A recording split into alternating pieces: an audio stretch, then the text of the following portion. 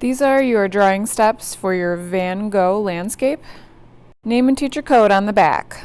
We've already talked a little bit about creating a landscape, but I have dedicated a whole entire slideshow to help you create your landscape, so please be sure to check that out. You might want to start with a pencil just to get the basic shapes of things put on your paper, but if you want to start with oil pastels, that will be okay too. When you're creating your landscape, you want to work from the foreground, which is everything closest to you, all the way to the background.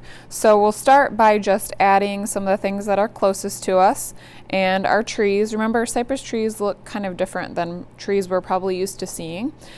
Take a look at those helpers on the drawing helpers presentation so that you can see what one of those looks like.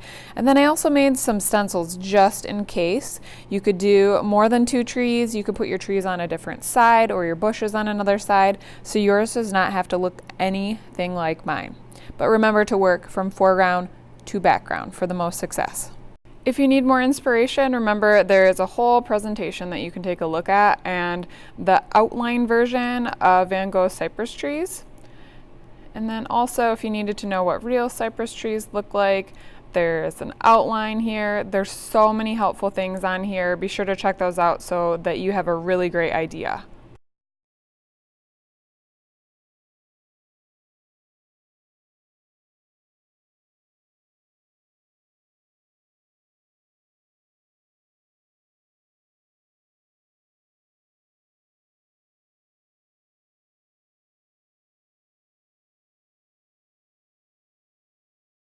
When you have your pencil lines on your paper for your landscape, then you are ready to trace in oil pastel. Make sure you're pressing nice and hard so that you have very bold outlines. And if you already drew your picture in oil pastel, then you're ready for the next step, so you could skip ahead.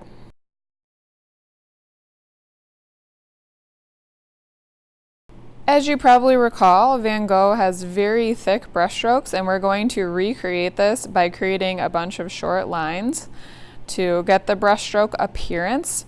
And then also, if you notice, I created swirls in my sky to get that kind of Van Gogh starry night sky.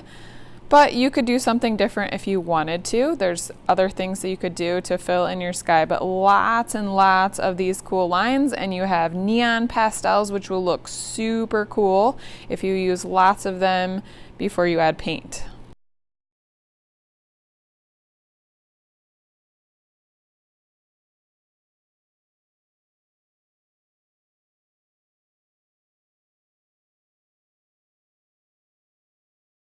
Be sure to add lots and lots of bold lines with all these really cool colors. And if you did not notice, I'm going kind of in the same direction as whatever object I'm following. So with the tree, I'm kind of going upward and following this tree motion. With my swirls, I'm going in kind of a circular motion.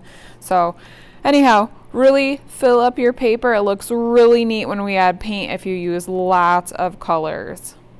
When you're finished, make sure your name's on it and put it in your table folder for next time when we add paint.